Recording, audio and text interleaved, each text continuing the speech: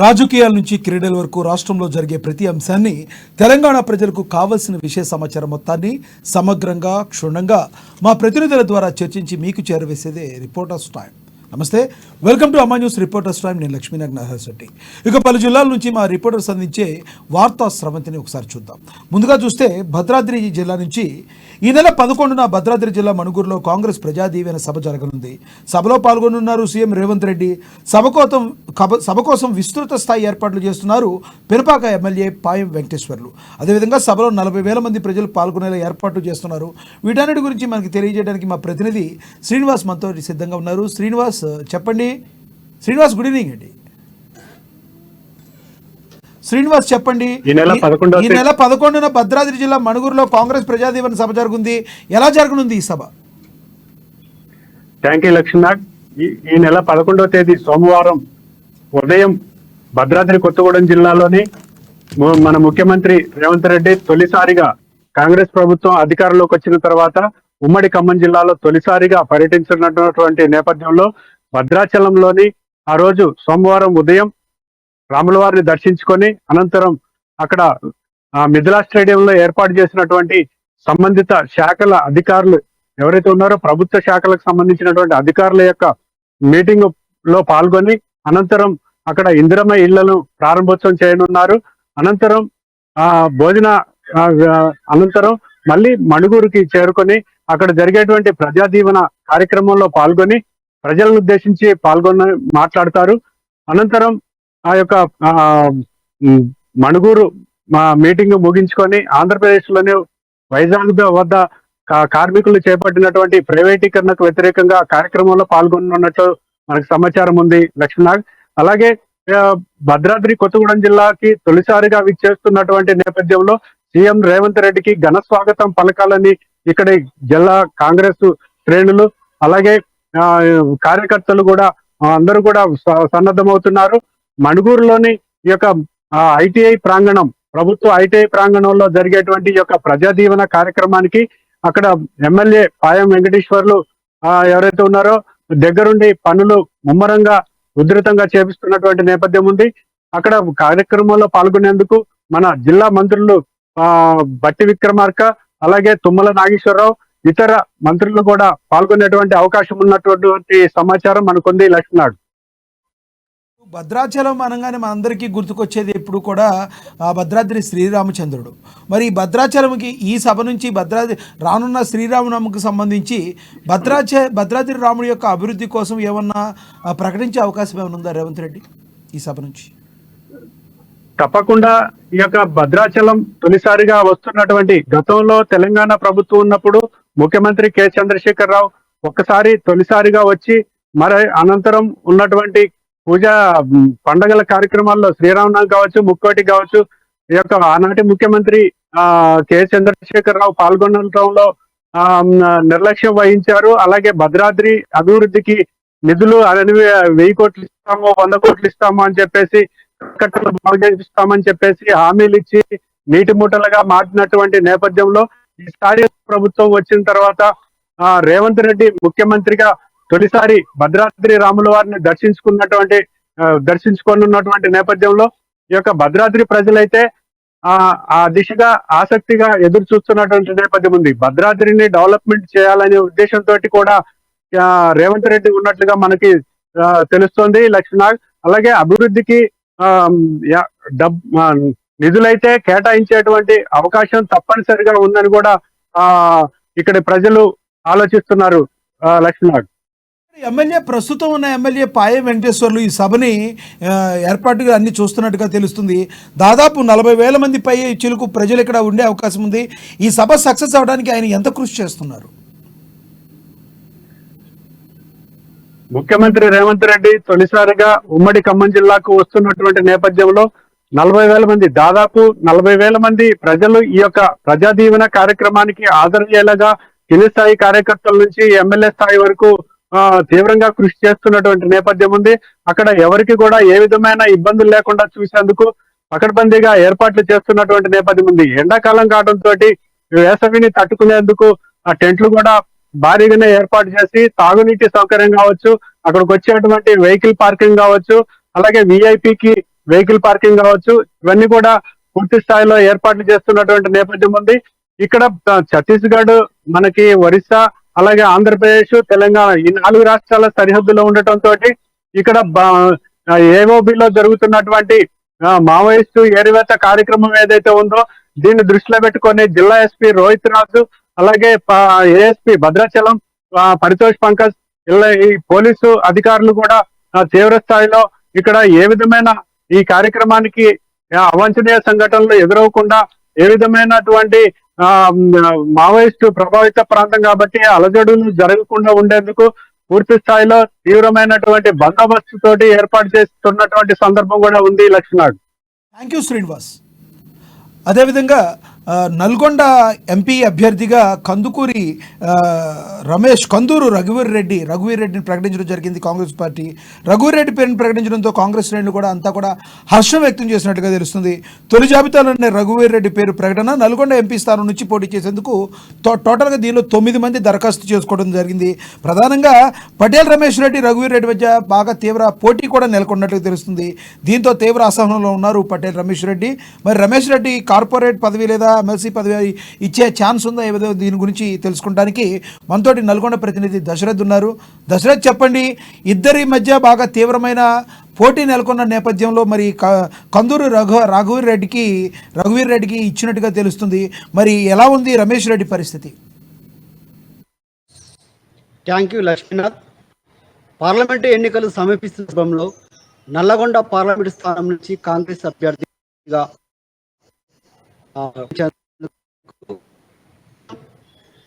Senior నాయకులు జానారెడ్డి తనయుడు ప్రధాన కార్యదర్శి రఘువీర్ రెడ్డి పేరును అధిష్టానం ఖరారు చేసింది.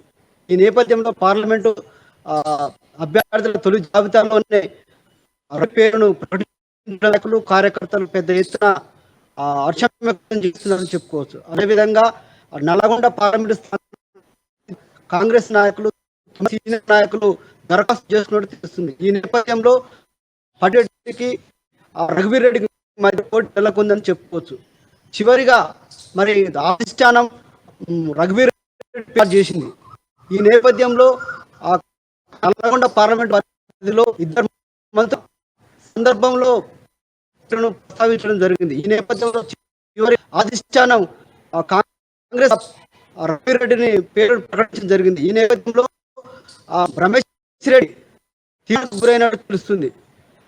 మరి రెడ్డికి రాబోయే రోజు కార్పొరేట్ పదవా లేదా ఎమ్మెల్సీ పదవా ఇచ్చే మరి అధిష్టానం ఆలోచన చేస్తున్నట్టు తెలుస్తుంది. ఏదేమైనప్పటికీ నల్లగొండ పార్లమెంటు నియోజకవర్గంలో రఘువీర్ రెడ్డిని అత్యధిక మెజార్టీతో నాయకులు, ప్రజలు పెద్ద ఎత్తున ధీమా వ్యక్తం చేస్తున్నారని చెప్పుకోవచ్చు. లక్ష్మణ, థ్యాంక్ యూ దశరథ్. అదేవిధంగా చూసుకుంటే కడప జిల్లాలో నిబంధనలకు తొంగలో తొక్కుతున్నారు మద్యం దుకాణదారులు. 6 గంటలకే దుకాణాలు తెరిచి, ఉదయం 6 గంటలకే దుకాణాలు తెరిచి విచ్చలవిడిగా మద్యం అమ్మకాలు చేస్తున్నట్టుగా తెలుస్తుంది. దీంతో చూసి చూడనట్లు వ్యవహరిస్తున్నారు అక్కడున్న ఎక్సైజ్ డిపార్ట్మెంట్. అధికారుల తీరుపై ఆగ్రహంగా వ్యక్తం చేస్తున్నారు ప్రజలు. కడప, బద్వేలు, పొద్దుటూరులో ఏకంగా నకిలీ మద్యం అమ్మకాలు కూడా జోరందుకున్నట్టుగా తెలుస్తుంది. 3 పువ్వులు 6 కాయగా అక్రమ దందాలు నడుస్తుంది. ప్రజారోగ్యం పట్ల ప్రభుత్వం ఉదాసీనతగా వ్యవహరిస్తుందని ఆరోపణలు కూడా ఉన్నాయి. ఈ విషయానికి సంబంధించి మరింత సమాచారాన్ని మా ప్రతినిధి యూసఫ్ అందిస్తారు. యూసఫ్, చెప్పండి, కడప జిల్లాలో మద్యం దుకాణాలు ఉదయం 6 గంటలకే తెరవడానికి గల ప్రధానమైన కారణం ఏంటి? అక్కడున్న అధికారులు ఏం చేస్తున్నట్టు?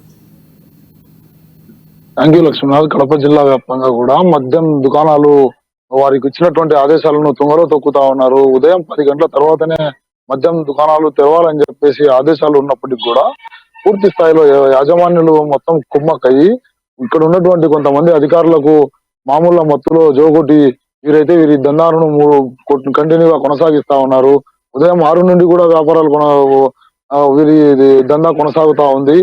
ఎవరైతే కూలి పనులకు వెళ్తారో ఆ కూలీల వద్ద నుండి పూర్తిగా డబ్బులు దండుకోవడమే వీరికి ప్రధాన ఆదాయ మార్గంగా ఎన్నుకున్నారు. 6 గంటల నుండి బ్రాందీ షాపులు ఓపెన్ లో ఉన్నాయి. ఇవాళ మనం విజువల్స్ లో చూడొచ్చు. పూర్తిగా కూడా అన్ని కడపలో ఉన్నటువంటి ఒక 20 నుంచి 30 మద్యం దుకాణాలు కూడా ఉదయం 6 గంటలకే ప్రారంభమవుతా ఉన్నాయి. ఈ కంటిన్యూషన్ ప్రక్రియ కొనసాగుతుంది. రాత్రి 12-1 గంట వరకు కూడా ఈ వ్యాపారాలు చేస్తా ఉన్నటువంటి దౌర్భాగ్య స్థితి నెలకొంది. దాదాపు కడప, బద్వేలు, రాజంపేట, మరోపక్క పొద్దుటూరు, ఈ 4 ప్రాంతాల్లో కూడా పూర్తి స్థాయిలో ఈ ఎక్సైజ్ అధికారులు పట్టించుకోకపోవడంతో నకిలీ మద్యాన్ని కూడా సరఫరా చేస్తా ఉన్నారు. ఎలక్షన్లు సమీపిస్తున్నటువంటి నేపథ్యంలో పూర్తి స్థాయిలో మందు డంపులను ఏర్పాటు చేసుకొని బార్ నిర్వాహకులు పూర్తిగా వీరి యొక్క చేతి వాటాన్ని ప్రదర్శిస్తా ఉన్నారు.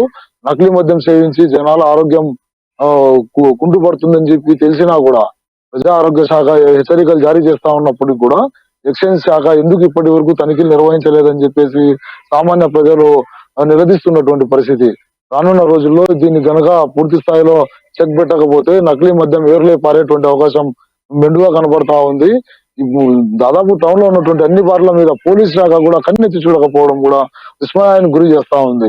6 గంటల నుంచి మద్యం ఏ విధంగా అమ్ముతారు, జనాలకు ఆ మద్యానికి బానిసలు చేసి మంచాన పడేటట్టుగా వీరు ప్రోత్సహిస్తా ఉన్నారు. బార్ షాపులు యాజమానులు ఆదాయమే పరమావధిగా జీవనాలు కొనసాగిస్తా ఉన్నారు. వీరిపై చర్యలు ఎందుకు తీసుకోవడం లేదన్నటువంటి ఓ చర్చ అయితే జరుగుతా ఉంది. ఎక్కడ చూసినా కూడా ఉదయం 6 నుండే మద్యం దొరుకుతా ఉండడంతో కనీసం 24/7 మెడికల్ స్టోర్లు కూడా అందుబాటులో లేని సమయంలో మద్యం ఏ విధంగా దొరుకుతా ఉందని చెప్పి చాలా మంది ప్రశ్నిస్తున్నటువంటి పరిస్థితి. వీటన్నిటిపై కూడా ఎక్సైజ్ శాఖ చర్యలు తీసుకోవాలి. ప్రభుత్వం చొరవ తీసుకొని ఇటువంటి వాటిపై ఉక్కుపాదం మోపాలి. మద్య నిషేధం అని చెప్పేసి అధికారంలోకి వచ్చినటువంటి ప్రభుత్వం ఇప్పుడు ఇంత చలివిడిగా కొనసాగుతా ఉంటే ఎందుకు దీన్ని కట్టడి చేయాలి? షాపులు ఒప్పించామని చెప్పేసి హెచ్చరికలు చెప్పుకుంటా ఉన్నారు. అయితే ఒకవైపు గాంధీ షాపులు కండిషన్ ప్రక్రియగా కొనసాగుతా ఉంది. ఇంకా బెల్ట్ షాపులు తీయడంతో ఇటు ఈ షాపులు కంటిన్యూషన్ కావడంలో ఎటువంటి లాభం ప్రజలకు చేకూరిందని చెప్పేసి ప్రతిపక్షాలు కూడా విమర్శిస్తున్నటువంటి పరిస్థితి. వీటన్నిటికి కూడా అధికారులు సమాధానం చెప్పాలా? ఎక్సైజ్ శాఖ అయితే పూర్తిగా జీతాలు తీసుకొని మామూలుకే ప్రాధాన్యత ఇస్తా ఉంది. ఇటువంటి వాటిపై చర్యలు చేపట్టడం లేదు. షాపుకు వచ్చే మద్యము నకిలీరా లేకుంటే జినైన్ మందు వీరు అమ్మకాలు కొనసాగిస్తా ఉన్నారా అని చెప్పేసి ఆబ్కారీ శాఖ తరఫున ఒక అధికారి వచ్చి ప్రత్యక్షంగా వీటిలో తనిఖీలు నిర్వహించాలి. అటువంటి దాఖలాలు ఇప్పటిదాకా ఈ 4.5 సంవత్సరంలో ఎక్కడే కానీ కంటికి కనపడినటువంటి పరిస్థితి. అంటే దీని లోపాయికారికంగా ఏం జరుగుతా ఉందనేది ఇప్పుడు పెద్ద సమస్యగా ఏర్పడింది. కొన్ని దుకాణాల్లో అయితే డిజిటల్ లావాదేవీలతో మద్యాలు అమ్మకాలు కొనసాగిస్తా ఉంటే కొన్ని దుకాణాల్లో అయితే కేవలం క్యాష్ మాత్రమే తీసుకొని ఆ వ్యాపారాన్ని కొనసాగిస్తా ఉన్నారు. అంటే డైరెక్ట్ వచ్చే ఈ డబ్బంతా ఎక్కడికి పోతా ఉందనేది ఇప్పుడు ఒక ప్రశ్నగా మారింది. స్కానింగ్లు చేసి స్కానర్లతో లావాదేవీలు జరిపితే నకిలీ మద్యానికి అడ్డొస్తుందని చెప్పేటువంటి ఒక కారణంగానే వీళ్ళు డిజిటల్ లావాదేవీలు జరపడం లేదని చెప్పేసి కూడా అనుమానాలు కొంతమందిలో వ్యక్తం అవుతా ఉన్నాయి.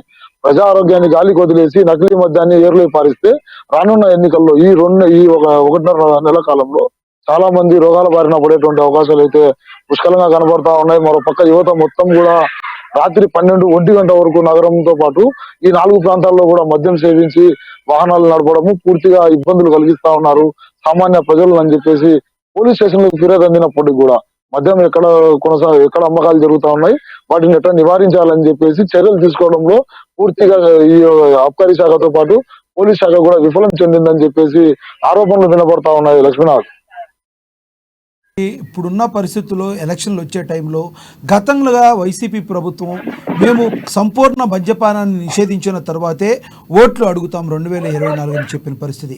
కానీ ఇప్పుడు చూస్తే పరిస్థితి టోటల్గా డిఫరెంట్గా రివర్స్లో కనబడుతుంది. మీరు చెప్పినట్టు మరి డిజిటల్ లావాదేవీలు సరిగ్గా లేవంటున్నారు, ఓన్లీ క్యాష్ పేమెంట్లే అంటున్నారు. అసలు ఇంకొకటి ఈ మద్యానికి సంబంధించి మద్యం షాపుల్ని తాకట్టు పెట్టి 25 సంవత్సరాలు ప్రభుత్వం కొన్ని అప్పులు తెచ్చిందన్న అభియోగాలు ఉన్నాయి, ఆరోపణలు ఉన్నాయి. దీనిలో నిజమెంత? రానున్న రోజుల్లో దీని అందరికీ సంబంధించి వైసీపీ రానున్న ఎన్నికల్లో సమాధానం చెప్పాల్సిన పరిస్థితి ఉందంటారా ప్రజలకి? ఖచ్చితంగా లక్ష్మీనాథ్, ఎందుకంటే మద్యం అనేది ఒక ప్రాణానికి హానికరం అని చెప్పేసి ఆ బాటల మీదనే ప్రెజెంటేషన్ ఇచ్చి అమ్మేటువంటి పరిస్థితి కొనసాగుతా ఉంది. అటువంటి మద్యంలో నకిలీ మద్యం, ఆ డిజిటల్ లావాదేవీలు, లెక్క వ్యవహారాలు మొత్తం బార్ల యాజమానులు ఎవరైతే ఉన్నారో వారందరూ కూడా ప్రభుత్వానికి డైరెక్ట్ మామూలు చేరవేస్తా ఉన్నారు. కాబట్టి ఇంత ధైర్యంగా వారి వ్యాపారాలు కొనసాగుతా ఉన్నాయి. స్థానికంగా ఉన్నటువంటి ప్రజాప్రతినిధుల వద్ద నుండి ఎమ్మెల్యే, ఎంపీ స్థాయి వరకు కూడా ఎలక్షన్ లో వాళ్ళు ఫండింగ్ చేయడం కావచ్చు, రకరకాల వారి యొక్క వ్యాపారంలో వచ్చేటువంటి ఆదాయంతో అందరినీ కూడా మామూలు మత్తులో జో ఆడిస్తా ఉన్నారు. వీటన్నిటికి కూడా ప్రజాప్రతినిధులు చూసి చూడనట్టు వ్యవహరిస్తున్నటువంటి తీరు కనబడతా ఉంది. మరోపక్క చూసినట్లయితే ప్రభుత్వం ఏదైతే వాగ్దానం చేసిందో బెల్ట్ షాపులు లేకుండా మద్యాన్ని సంపూర్ణంగా నిషేధిస్తామని చెప్పేసి వాగ్దానం చేసింది. అధికారంలోకి వచ్చినప్పటి నుండి ఇప్పటి వరకు కూడా ఒకటే చెప్తా ఉన్నారు, మేము బెల్ట్ షాపులు లేకుండా చేసాం పల్లెలలో అని చెప్తా ఉన్నారు. ఇది ఇది కారణమే కాదు. టోటల్ గా చూసినట్లయితే 24 గంటలు అందుబాటులో మద్యం దుకాణం ఉన్నప్పుడు ఇంకా బెల్ట్ షాపుతో సామాన్య ప్రజలకు ఏం అవసరం వస్తుందని చెప్పేసి ప్రతిపక్షాలు ప్రశ్నిస్తున్నటువంటి పరిస్థితి. వీటన్నిటికి కూడా రేపు సమాధానం చెప్పాలి. చెప్పిన తర్వాతనే ఎన్నికలకు వెళ్ళాలని చెప్పేసి ప్రతిపక్షాలు నిలదీస్తా ఉన్నటువంటి నేపథ్యంలో ఇక సర్కార్ ఏ విధంగా సమాధానం చెప్తారో మనం వేచి చూడాల్సినటువంటి అవసరం అయితే ఏర్పడింది. లక్ష్మణ్. Thank you Yusuf. అదేవిధంగా బీజేపీ తెలంగాణ రాష్ట్రంలో తన ఎంపీ సీట్లు గాను 9 మంది అభ్యర్థులను ప్రకటించింది. దానిలో భాగంగా తొలి జాబితాలో తెలంగాణలో 9 మంది అభ్యర్థులు ప్రకటించింది. మరో 8 మంది అభ్యర్థులపై బీజేపీ అధిష్టానం ఫోకస్ పెట్టింది. పెద్దపల్లి సీటును కళాకారుడు మెట్టపల్లి సురేందర్కు ఇచ్చే అవకాశం ఉంది. మహబూబ్ నగర్ సీటు కోసం డీకే అరుణ, అదేవిధంగా జితేందర్ రెడ్డి, శాంతికుమార్ మధ్య పోటీ ఉంది. అదేవిధంగా మెదక్ సీటు కోసం రఘునందన్ రావు, అంజిరెడ్డి మధ్య కూడా తీవ్రమైన పోటీ ఉన్నట్టుగా తెలుస్తుంది. ఆదిలాబాద్ సీటును ఆశిస్తున్నారు రమేష్ రాథోడ్, సోలంకి శ్రీనివాస్, అభినవ్ సర్దార్. వరంగల్ సీటు కోసం కడియం కళ్యాణ్, అదేవిధంగా చింతా సాంబమూర్తి కూడా పోటీ పడుతున్నారు. ఇక త్వరలో బీజేపీలో మాజీ ఎంపీ సీతారాం నాయక్కు మహబూబాబాద్ టికెట్ ఇచ్చే అవకాశం ఉన్నట్లుగా కూడా తెలుస్తుంది. జలగం వెంకట్రావుకు ఖమ్మం ఎంపీ టికెట్ ఆఫర్. నల్గొండలో బలమైన అభ్యర్థి కోసం బీజేపీ కసరత్తు చేస్తున్నట్టుగా తెలుస్తుంది. ఓవరాల్గా చూస్తే బీజేపీ తన దూకుడు పెంచిందనే చెప్పాలి. దాదాపు 9 సీట్లను కన్ఫర్మ్ చేసినట్టుగా కూడా మనకు తెలుస్తుంది. మరి రానున్న రోజుల్లో కాంగ్రెస్కి బీజేపీకి మధ్య బాగా యుద్ధం జరిగేటట్టుంది. మరి బీఆర్ఎస్ 3rd ప్లేస్కి వెళ్ళిందని అనుకోవాలి. దీని గురించి కూలంకష వివరణ ఇవ్వడానికి మనతోటి బ్యూరో చీఫ్ కృష్ణమూర్తి గారు ఉన్నారు. కృష్ణమూర్తి గారు, గుడ్ ఈవినింగ్ అండి. చెప్పండి, బీజేపీ దూకుడు ప్రదర్శిస్తుంది అనుకోవచ్చా? 9 సీట్లలో ఎన్ని సీట్లు ఇప్పుడు వరకు ఉన్నట్లు గెలిచే అవకాశం ఉంది తెలంగాణలో?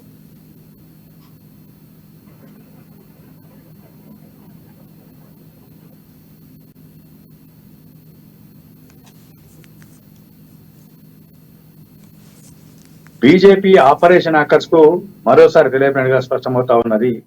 అంటే ఎంపీ అభ్యర్థులు 17 పోటీ చేయాలనేటువంటి బీజేపీ దానికి సంబంధించిన అంటే 17 స్థానాల్లో పోటీ చేసే సమర్థవంతమైన అభ్యర్థులు లేకపోవడంతో కొంత పక్క పార్టీలకు చూస్తా ఉన్నది. నిన్న వరంగల్ పట్టణకు వెళ్ళినటువంటి కేంద్ర మంత్రి కిషన్ రెడ్డి, రాష్ట్ర పార్టీ అధ్యక్షుడు కూడా ఆయన నిన్న మాజీ ఎంపీ బీఆర్ఎస్ సీనియర్ నేత సీతారాం నాయక్ను కలిసి పార్టీలోకి ఆహ్వానించారు. వారు అంటే సీతారాం నాయక్ కూడా ఈ రోజు బీఆర్ఎస్ రాజీనామా చేసి నేను జాతీయ పార్టీలో చేరబోతున్నానని చెప్పారు. చెప్తూనే నేను ఎంపీ టికెట్ ఆశిస్తున్నాను, ఖచ్చితంగా నాకు టికెట్ వస్తుందని కూడా ఆయన ఆశ్వాసం వ్యక్తం చేశారు. మరో అంశం, నల్గొండకు సంబంధించినటువంటి బీజేపీకి సమర్థమైన అభ్యర్థులు ఇప్పటికీ లేరు. కాబట్టి అక్కడ ఎవరు ఏంది అనే విషయంలో కొంత ఆలోచన చేస్తాం. ఖమ్మం విషయంలో కొంత జలగం వెంకట్రావు తోటి మంత్రాలు జరిపిన కిషన్ రెడ్డి ఆయనను సానుకూలం అంటే పార్టీ వైపు ఆకర్షించే ప్రయత్నాలు చేస్తా ఉన్నారు. ఈ రకంగా మరోవైపు 9 మొదటి జాబితాలో 9 మంది ఎంపీ అభ్యర్థులను ప్రకటించినటువంటి బీజేపీ రెండో విడతలో మిగతా 8 అంటే 17 స్థానాల్లో 9 పోతే 8 స్థానాలు ఉంటాయి. 8 స్థానాలకు మరో ఈ రోజు రేపు ప్రకటించే అవకాశం. అంటే రేపు సాయంత్రం బీజేపీ పార్లమెంటరీ పార్టీ బోర్డు సమావేశం కానుంది. ఈ సమావేశంలో 8 మంది అభ్యర్థులకు కొంత క్లియరెన్స్ ఇచ్చి పోటీ చేయాలనుకుంటున్నా బరిలో దించి ఎన్నికల ప్రచారాన్ని అంటే షెడ్యూల్ కన్నా ముందే ఎన్నికల ప్రచారాన్ని హోరెత్తించాలనుకుంటున్నారు. అదేవిధంగా 12వ తేదీన కేంద్ర మంత్రి అమిత్ షా రాష్ట్రానికి వస్తున్నారు. ఈ లోపనే పూర్తి స్థాయిలో అభ్యర్థులను ప్రకటించి హైదరాబాద్ వేదికగా జరిగినటువంటి బహిరంగ సభలో ఈ 17కు 17 స్థానాల్లో ఎవరు పోటీ చేయబోతున్నారు అన్న విషయంలో కొంత ప్రజలకు పరిచయం చేసే కార్యక్రమాన్ని మొదలు చేస్తే బాగుంటుంది అన్న ఉద్దేశంతో ఉన్నటువంటి పార్టీ నిర్ణయం. అందుకనే ఈ రోజు హుటాహుటిన కేంద్ర మంత్రి బీజేపీ రాష్ట్ర శాఖ అధ్యక్షుడు కిషన్ రెడ్డికి హుటాహుటిన ఢిల్లీ నుంచి పిలిపొచ్చింది. ఆయన తన షెడ్యూల్ కార్యక్రమాలను వాయిదా వేసుకుని ఢిల్లీ వెళ్ళారు. ఈ రోజు రాత్రి కొంత బీజేపీ సీనియర్ నాయకులందరూ కూర్చొని కిషన్ రెడ్డి అంటే అభ్యర్థులు ఎవరుండాలి ఏంటి అనే విషయంలో కొంత చర్చ జరిగే అవకాశం ఉంది. అంటే ఇప్పటికే పార్టీ రాష్ట్ర శాఖ అభ్యర్థులను ఎంపిక చేసి ఒక్కొక్క స్థానానికి 2-3 కూడా కొంత సూచించింది. ఇప్పుడు మనం మెదక్కు సంబంధించితే రఘునందన్ రావు, అంజిరెడ్డి ఇలా పేరు మిగతా దానికి సంబంధించిన కాన్స్టిట్యూన్సీ విషయంలో కూడా ఆదిలాబాద్ సంబంధించి 3 పేర్లను ప్రకటించిన జాబితాలో చేర్చినటువంటి పార్టీ కేంద్ర పార్టీకి అందించింది. సిట్టింగ్ ఎంపీకి అక్కడ టికెట్ రాదు అన్న ప్రచారం జోరుగా సాగుతున్న 3 బరిలో ఉండడం అక్కడ కొంత ఆసక్తికరంగా లేపుతా ఉంది. ఆదిలాబాద్ సంబంధించిన విషయంలో మిగతా సీట్లకు సంబంధించిన విషయంలో కూడా కొంత స్పష్టత రావాల్సిన అవసరం ఉంది. ఈ స్పష్టత విషయంలో కూడా కొంత బీజేపీ కిషన్ రెడ్డి తోటి కొన్ని చర్చించి అవసరమైతే ఆశావాహులతోటి మాట్లాడి మహబూబ్ నగర్ సంబంధించినటువంటి కీలకమైనటువంటి స్థానాల్లో మహబూబ్ నగర్ లో 3 సీనియర్ నాయకులు పోటీ పడతా ఉన్నారు. ఒకరు పార్టీ జాతీయ ఉపాధ్యక్షురాలు డికే అన్న, రెండోరు మాజీ ఎంపీ పార్టీ జాతీయ కార్యవర్గ సభ్యుడు ఏపీ జితేందర్ రెడ్డి, మరొకరు రాష్ట్ర శాఖ కోశాధికారి శాంతకుమార్. ఈ ముగ్గురు కూడా పోటీ పడతా ఉన్నారు. ఈ ముగ్గురులో ఒకరికి మాత్రమే టికెట్ దక్కే అవకాశం ఉంది. ఇంకో ఇద్దరిని సమన్వయం చేస్తూ వారిని ఏ రకంగా బుజ్జగించాలి అనే విషయంలో కూడా కిషన్ రెడ్డి మాట్లాడి అవసరమైతే ఆ నాయకులను ఢిల్లీకి రప్పించుకొని కేంద్ర పార్టీ నాయకులు కూడా భవిష్యత్తులో వాళ్ళకు అవకాశాలు కల్పిస్తామన్న ఆశ్వాసం కల్పించాలి అన్న ఉద్దేశంతో ఉన్నటువంటి పార్టీ కొంత ఆ కోణంలో ప్రయత్నాలు చేసినట్టు తెలుస్తా ఉన్నాయి. మొత్తంగా చూస్తా ఉంటే రెండో జాబితా విషయంతో పాటు బీజేపీ ఆపరేషన్ ఆకర్ష్ కు కొంత పదును పెట్టడం తోటి ఇప్పుడు నల్గొండలో బీజేపీకి సమర్థమైన నాయకుడు కావాలనుకున్నప్పుడు కాంగ్రెస్ పార్టీకి సంబంధించిన నేతలు ఎవరున్నారు, ఇప్పటికే అక్కడ కాంగ్రెస్ పార్టీ అభ్యర్థి ప్రకటించిన జానారెడ్డి కుమారుడికి. కాబట్టి మిగతా ఆశించే వాళ్ళు ఎవరున్నారు, వారు ఎవరైనా బీజేపీ వచ్చే అవకాశం ఉన్నాయా, అదేవిధంగా బీఆర్ఎస్ సంబంధించిన విషయంలో ఎవరున్నారు అనే విషయంలో కొంత దృష్టి పెట్టినట్టు తెలుస్తా ఉంది. సీతారాం నాయక్ రేపు పార్టీలో చేరే అవకాశాలు కనిపిస్తా ఉన్నాయి. ఆ వెంటనే ఆయనకు టికెట్ ప్రకటించే అవకాశం బీవీ పార్టీలకు ఏదైతే హైదరాబాద్ ప్రకటించారో ఆ రకంగా. ఇలా చూసుకుంటూ పోతా ఉంటే బీజేపీ కొంత రాష్ట్రంలో కనీసం 10 స్థానాలు దక్కించుకోవాలి అన్న కోణంలో ఉన్న లక్ష్యంగా పనిచేస్తున్నటువంటి పార్టీ. కాబట్టి ఆ 10 స్థానాలను ఏ రకంగా దక్కించుకోవాలి, ఎవరైతే ఖచ్చితంగా ఎంపీ సీటు గెలుచుకురాగలరు అన్న అంశం మీద ప్రధానంగా ఫోకస్ పెట్టి పార్టీ రాష్ట్ర యంత్రాంగాన్ని కూడా ఆ లోనే కొంత పురమాయించినట్టుగా స్పష్టంగా తెలుస్తా ఉంది. రేపు అమిత్ షా బహిరంగ సభ తర్వాత రాష్ట్రంలో బీజేపీ ప్రచార హోరెత్తించాలి ప్రచారాన్ని. అదేవిధంగా మోడీ చేసినటువంటి 10 సంవత్సరాలుగా మోడీ పాలన జరిగినటువంటి అభివృద్ధి సంక్షేమ కార్యక్రమం కోణంలో ఉన్నటువంటి పార్టీ వీలైన తొందరగా రేపు సాయంత్రంలోగా మిగతా అభ్యర్థులను 8 మందిని ప్రకటించే అవకాశం కనిపిస్తా ఉన్నాయి. కృష్ణమూర్తి గారు చెప్పండి, ఇప్పుడున్న సిచ్యువేషన్లో ఒకవేళ బీజేపీ అందరి క్యాండిడేట్ని పెట్టలేకపోతే బీఆర్ఎస్ క్యాండిడేట్లకి అక్కడ లోకల్గా ఏమన్నా సపోర్ట్ చేసుకుని కాంగ్రెస్ని టార్గెట్ చేసే అవకాశం ఏమైనా కనిపిస్తుందంటారా?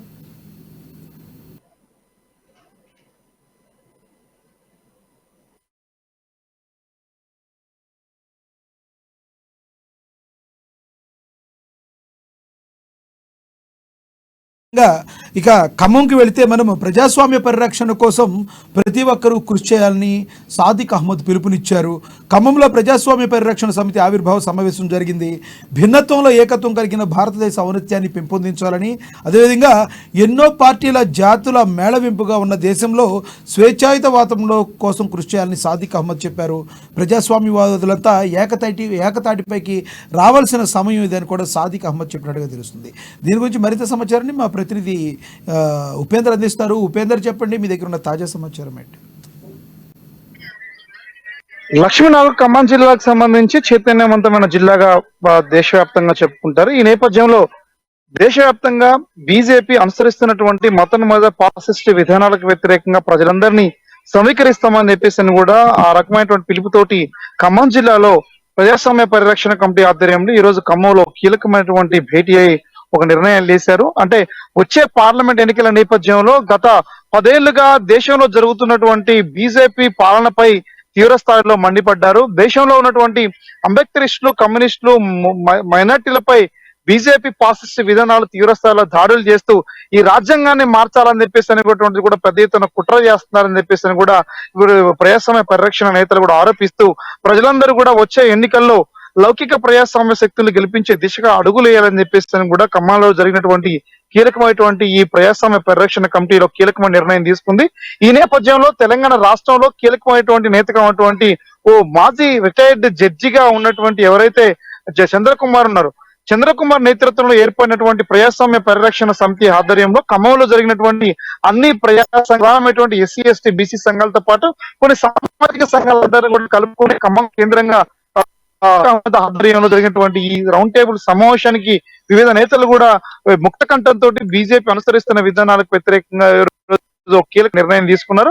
అంటే వచ్చే ఎన్నికల్లో ఎట్టి పరిస్థితుల్లో ప్రజలందరూ కూడా ఆలోచించి పార్లమెంటు ఎన్నికల నేపథ్యంలో అంటే బీజేపీ అనుసరిస్తున్న విధానాలని ఎండగడుతూ ఎట్టి పరిస్థితుల్లో తెలంగాణలో కావచ్చు, సౌత్ ఇండియాలో కావచ్చు, దేశవ్యాప్తంగా ప్రజలందరూ కూడా బీజేపీని ఓడించాలని చెప్పేసి అనేటువంటిది కూడా ప్రధానంగా పిలిపిస్తున్న నేపథ్యం కనబడుతుందండి. గడిచిన 10 ఏళ్లలో దేశవ్యాప్తంగా జరుగుతున్నటువంటి దళిత వ్యతిరేక విధానాలు అనుసరిస్తుందని చెప్పేసి కూడా ప్రధానంగా కీలకంగా చర్చించారు. ఇదే నేపథ్యంలో రాజ్యాంగాన్ని మార్చాలని చెప్పేసి అనేటువంటిది కూడా బీజేపీ, అంటే అంబేద్కర్ రచించినటువంటి ఒక రాజ్యాంగాన్ని బీజేపీ మార్చాలని చెప్పేసి చూస్తా ఉంది. మూడోసారి కూడా మళ్ళీ మోడీ కనుక వస్తే ఈ దేశవ్యాప్తంగా కూడా కొత్త విధానాలు అమల్లోకి వస్తాయి. అంటే ఒక అంబేద్కరిస్టులు, సామాజిక సంఘాల నేతలు, బహుజనులు అందరూ కూడా ప్రజాస్వామ్యబద్ధంగా వ్యవహరించేటువంటి అవకాశం లేదు. ఈ ప్రజాస్వామ్యాన్ని కాపాడాలంటే కేవలం ఈ ఒక చైతన్యవంతమైనటువంటి ఆయుధం ఒక ఓటు మాత్రమే. ఆ ఓటుని బీజేపీని ఓడించాలని చెప్పేసి పిలుపునిచ్చిన నేపథ్యం కనబడతా ఉంది. అందుకు ఒక ప్రజాస్వామ్య పరిరక్షణ వేదిక కావాలని చెప్పేసి కూడా జిల్లా వ్యాప్తంగా ప్రధానంగా పిలుపునిస్తా ఉన్నారు. ఇప్పటికే ఎన్నికల వాతావరణ నేపథ్యంలో దేశవ్యాప్తంగా బీజేపీ ఒక కీలకమైనటువంటి నిర్ణయం తీసుకుని కూడా అన్ని చోట్ల కూడా నరేంద్ర మోడీ నాయకత్వంలో అన్ని రాష్ట్రాలు తిరుగుతూ వచ్చే ఎన్నికల పార్లమెంట్ ఎన్నికల నాటి కూడా ఊహాత్మకంగా అడుగులు వేస్తూ ముందుకు పోతున్నటువంటి నేపథ్యంలో అన్ని చోట్ల కూడా ప్రధానంగా సామాజిక సంఘాలందరినీ కూడా ఏకం చేసే దిశగా ఈ రోజు ప్రజాస్వామ్య పరిరక్షణ కమిటీ కృషి చేయడం అనేది కూడా ప్రధానంగా ఒక కీలకమైన చర్చనీయాంశంగా మారుతా ఉంది. ఇదే నేపథ్యంలో తెలంగాణ రాష్ట్రంలో అంటే ఈ ప్రజాస్వామ్య పరిరక్షణ సమితి ఖమ్మం జిల్లా కమిటీ ఎన్నుకున్నారు. ఈ కమిటీ ద్వారా వచ్చే ఎన్నికల నాటికి ఎట్లాంటి కీలకమైన నిర్ణయాలు తీసుకోబోతా ఉన్నారు, ఎన్నికల్లో పోటీ చేస్తా ఉన్నారా లేదా అనేటువంటిది కూడా ప్రధానంగా ఇందులో చర్చించారు. అంటే దీనిపై కీలకమైన అంశాలు త్వరలో ప్రకటించే అవకాశం ఉంది. తెలంగాణ రాష్ట్రంలో ఈ ప్రజాస్వామ్య పరిరక్షణ కమిటీ ఎన్నికల్లో ఇండిపెండెంట్ గా పోటీ చేస్తుందా లేదా బీజేపీ వ్యతిరేకంగా ఉన్నటువంటి కాంగ్రెస్ కి మద్దతు ఇస్తుందా అనేటువంటిది కూడా ప్రశ్న కొంత ఇక్కడ చర్చ అనేది కొంత పెండింగ్ లో ఉంచారు. ఏదేమైనా సరే ఖమ్మం లాంటి ప్రధానమైనటువంటి కేంద్రంలో దేశవ్యాప్తంగా బీజేపీ అనుసరిస్తున్న విధానాలకు వ్యతిరేకంగా ప్రజాస్వామ్యబద్ధమైనటువంటి ప్రజాస్వామ్య పరిరక్షణ కోసం మేమంతా కలిసికట్టుగా కృషి చేస్తామని చెప్పేసి కూడా ఇందులో ప్రధానమైనటువంటి లాయర్లు, డాక్టర్లు, దీంతో పాటు ప్రధానమైనటువంటి మధ్యతరగతికి సంబంధించిన కొంతమంది కీలకమైన నేతలు, ప్రజా సంఘాలు కీలకంగా నిర్ణయం తీసుకోవడంతో కొంత ఖమ్మం జిల్లా వ్యాప్తంగా ఆసక్తి నెలకొంది. వచ్చే ఎన్నికల్లో కాస్త కూస్త తెలంగాణ ప్రాంతంలో ప్రధానంగా ఖమ్మం జిల్లాలో లబ్ధి పొందాలని చెప్పేసి కూడా బీజేపీ అనుసరిస్తున్నటువంటి ప్రణాళిక ఏదైతుందో దాని భిన్నంగా ఒక పరిరక్షణ సమితి ఏర్పాటై దానికి వ్యతిరేకంగా నిర్ణయాలు తీసుకోవడం అనేటువంటిది కూడా ప్రధానంగా చర్చనీయాంశంగా మారుతా ఉంది. లక్ష్మీనాథ్, అయితే ఉపేందర్ చెప్పండి, ప్రజాస్వామ్యవాదులందరూ ఏకం కావాలి అంటే ఇప్పటి వరకు ప్రజాస్వామ్యంలో ఉన్నామనే కదా, ప్రజాస్వామ్యవాదులందరూ కూడా ప్రజలందరూ కూడా ప్రజాస్వామ్యానికే ఓట్లేస్తారు కాబట్టి ప్రజాస్వామ్యులందరూ ఏకం కావాలి అనే మాటలో అర్థం ఏంటంటారు? అంటే ఇప్పుడున్న ప్రజెంట్ సిచ్యువేషన్లో కాంగ్రెస్కి ఏ ఏ పార్టీలు సపోర్ట్ చేస్తున్నాయో అవన్నీ కలిసికట్టుగా వెళ్ళాలని మీరు అనుకోవాలా?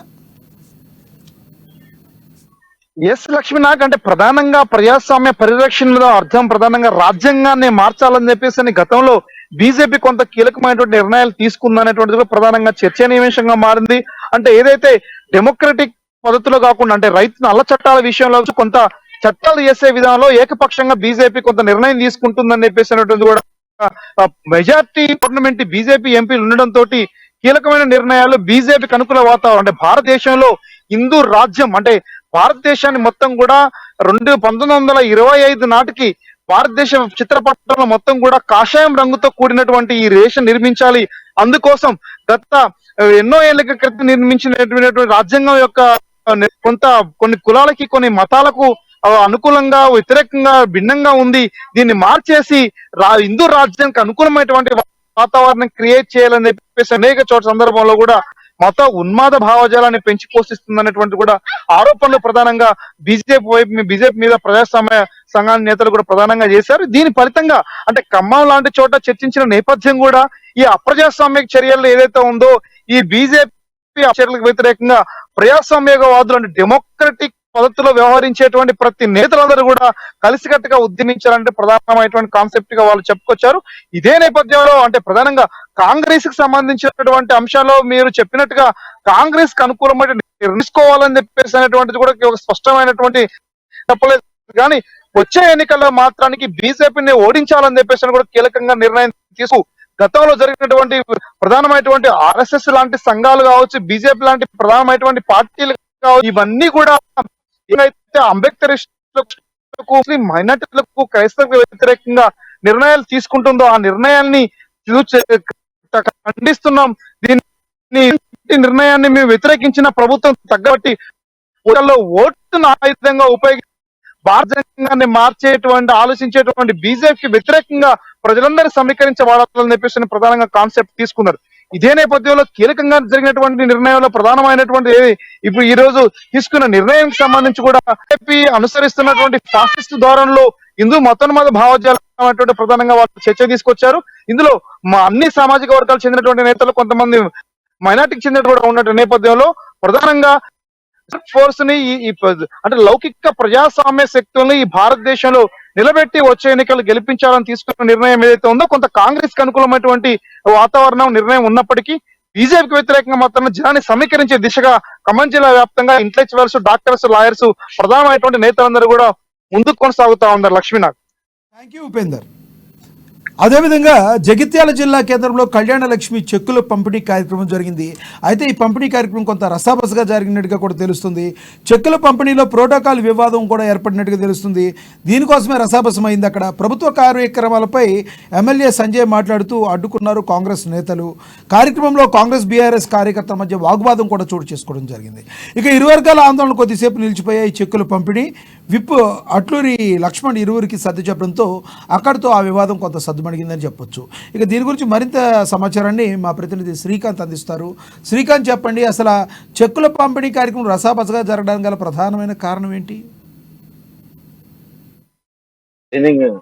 లక్ష్మీనాథ్, ఏదైతే జగిత్యాల జిల్లాలో ఈ రోజు ప్రభుత్వ కార్యక్రమంలో అంటే గత ప్రభుత్వం బీఆర్ఎస్ ప్రభుత్వం ప్రవేశపెట్టిన కళ్యాణ లక్ష్మి, షాదీ ముబారక్, ఆడపిల్లలకు పెళ్లి సమయంలో ఇచ్చే చెక్కులకు సంబంధించి ఒక రసాబసగా మారిందని కూడా చెప్పొచ్చు. అయితే గత ప్రభుత్వము హయాంలో ఈ కళ్యాణ లక్ష్మి, షాదీ ముబారక్ చెక్కులకు సంబంధించి కొన్ని ఆరోపణలు ఆ కాంగ్రెస్ ప్రభుత్వం దృష్టికి రావడంతో దానికి సంబంధించి ఒక కాంగ్రెస్ ప్రభుత్వం ఒక గైడ్ లైన్స్ కూడా విడుదల చేసింది. అయితే గత ప్రభుత్వంలో ఏవైతే స్థానిక నేతలు ఉంటారో వాళ్ళ అనుచరులకు మాత్రమే, అంటే కొంత లోపభూయిష్టంగా ఉన్నప్పటికీ అనుచరులకు వారికి కట్టబెట్టడం జరిగిందనే ఆరోపణల నేపథ్యంలో దీన్ని అంటే పారదర్శకంగా ఉండే విధంగా కూడా కాంగ్రెస్ నేతలు స్థానికంగా బీఆర్ఎస్ ఎమ్మెల్యేలు అక్కడ ఉన్నప్పటికీ కూడా స్థానిక నేతలు, కాంగ్రెస్ పార్టీ నేతల సమక్షంలో మాత్రమే ఈ కళ్యాణ చెక్కులు పంపిణీ చేయాల్సి ఉంటుందని చెప్పేసి ప్రభుత్వం నిర్ణయించిన విషయం తెలిసింది. అయితే ఈ దశలో భాగంగా కూడా ఈ రోజు జగిత్యాల జిల్లాలో ఈ కళ్యాణ లక్ష్మి, షాదీ ముబారక్ చెక్కులు పంపిణీ చేస్తున్న సమయంలో వివాదం చెలరేగింది. అంటే స్థానికంగా ప్రోటోకాల్ పాటించట్లేదు అంటూ కూడా కాంగ్రెస్ పార్టీ నేతలు, ఏదైతే బీఆర్ఎస్ పార్టీ నేతలు కూడా, ఇటు బీఆర్ఎస్ పార్టీ నేతలు అటు కాంగ్రెస్ పార్టీ నేతలు ఇరు వర్గాలు కూడా ఒక తోపులాటకు దిగిన పరిస్థితి ఉంది. అంటే కాంగ్రెస్ పార్టీకి సంబంధించిన నేతలంతా కూడా, అంటే వీరు మొదటగా బీఆర్ఎస్ పార్టీ ఎమ్మెల్యే చేసిన కామెంట్స్ కి ప్రభుత్వం 100 రోజుల వరకు కూడా ఈ కాంగ్రెస్ పార్టీ నేతలు హడావిడి చేస్తూ ఉంటారు. దీనికి సంబంధించి ఎక్కడో ఒక దగ్గర ప్రెస్ మీట్లు పెట్టి వీళ్ళంతా హడావిడి చేస్తుంటారని ఒక వ్యంగ్యాస్త్రాలు సంధించడంతో ఈ వివాదం మరింత పెరిగినట్టుగా కూడా చెప్పొచ్చు. అంటే బీఆర్ఎస్ పార్టీ నేతలు ఏర్పాటు చేసిన ఫ్లెక్సీలో వాళ్ళ ఫోటోలు పెట్టుకోవడం, అంటే ఇకపోతే ఇటు కాంగ్రెస్ పార్టీ అంటే ప్రభుత్వ అధికారికంగా ఏర్పాటు చేసిన ఫ్లెక్సీలో ఆ స్థానిక MLA BRS party Sanjay Kumar MLA photo లేదు అంటూ బీఆర్ఎస్ పార్టీ నేతలు మొదటగా గొడవకు దిగడం జరిగింది. దీంతో అంటే ఈ కాంగ్రెస్ పార్టీకి వ్యతిరేకంగా కూడా బీఆర్ఎస్ పార్టీ నేతలు ఏదైతే కొన్ని నినాదాలు చేయడం వల్ల కూడా ఈ వివాదం మరింత ముదిరిందని చెప్పవచ్చు. దీంతో స్థానికంగా అక్కడే ఉన్న ఎమ్మెల్సీ జీవన్ రెడ్డి ఎంత సర్ది చెప్పినప్పటికీ కూడా ఇరు వర్గాల మధ్య ఘర్షణ వాతావరణం నెలకొంది. దీంతో చీఫ్ విప్ అడ్లూరి లక్ష్మణ్ కూడా స్థానిక నేతలందరినీ కూడా భవిష్యత్తులో ఇలాంటి పొరపాట్లు జరగకుండా ఆ కలెక్టర్ తో పాటు ఆర్డీఓలను కూడా ఆదేశిస్తాము, ఆ ప్రోటోకాల్ నిబంధనలకు సంబంధించి ఉల్లంఘించకుండా పొరపాటు జరిగింది, ఇలాంటి పొరపాట్లు జరగకుండా భవిష్యత్తులో చర్యలు తీసుకుంటామంటూ కూడా హామీ ఇవ్వడంతో కూడా అక్కడ వివాదం సద్దుమణిగిందని చెప్పవచ్చు లక్ష్మీనాథ్. అయితే శ్రీకాంత్, ముఖ్యంగా ఇలాంటి కార్యక్రమాలు జరిగేటప్పుడు కంపల్సరీ ప్రోటోకాల్ అనేది చాలా పాటించాల్సిన అవసరం ఉంది. ఒక ప్రభుత్వం ఇలాంటి చేసేటప్పుడు ప్రోటోకాల్ పాటించకుండా ఉంటే మరి మిగతా వారికి ఏ రకంగా వెళ్తుంది? అనేక నియోజకవర్గాల్లో ఇలాంటి ప్రాబ్లమ్స్ ఈ మధ్య ఎదురవుతున్నాయి. దీన్ని నివారించాలంటే అసలు ఏం చేయాలి? చిత్తశుద్ధితో ఎవరు ఉండాలంటారు? తప్పకుండా ఏదైతే అంటే ప్రభుత్వ మార్పు తర్వాత గత ప్రభుత్వం ఏదైతే బీఆర్ఎస్ పార్టీ నేతలు ఈ కాంగ్రెస్ పార్టీ నేతలకు మధ్య సమన్వయ లోపం ఏర్పడింది కాబట్టి దీన్ని ప్రతిదాన్ని కూడా అంటే ఒక అంశంగా కూడా చెప్పవచ్చు. గత ప్రభుత్వంలో పనిచేసిన నేతల ఫోటోలు పెట్టడం ఎందుకంటూ కూడా కాంగ్రెస్ పార్టీ నేతలు, ఆ కాంగ్రెస్ పార్టీ నేతలకు గుర్తింపు రాకూడదు, ఆ తమ ప్రభుత్వం చేపట్టిన దీనికి సంక్షేమ పథకాలు కాబట్టి వీళ్లకు అంటే ప్రధానంగా ఇక్కడ సమస్య మొదలవుతుంది. ఆ తమ ప్రభుత్వం బీఆర్ఎస్ పార్టీ ఆధ్వర్యంలో చేపట్టిన ప్రభుత్వ సంక్షేమ పథకాలకు అంటే సొమ్మొక్కరిది సోకొక్కరిది లాగా వ్యవహరిస్తారంటూ కూడా వాళ్ళ ఆ భావనగా కూడా మనం చెప్పవచ్చు. గత ప్రభుత్వ సంక్షేమ పథకాలను ఆ కాంగ్రెస్ పార్టీ ఖాతాలో వేసుకుంటుంది. అంటే ప్రభుత్వం మారినప్పటికీ కూడా సంక్షేమ పథకాలు ఎలాంటి మార్పు ఉండదని వాళ్ళు గమనించకపోవడం కూడా ఒక గమనార్హంగా కూడా చెప్పవచ్చు. అంటే పార్టీ అధికారంలో ఏ పార్టీ ఉన్నప్పటికీ కూడా అర్హులైన లబ్ధిదారులకు అంటే పారదర్శకంగా ఉండాలంటూ థ్యాంక్ యూ శ్రీకాంత్.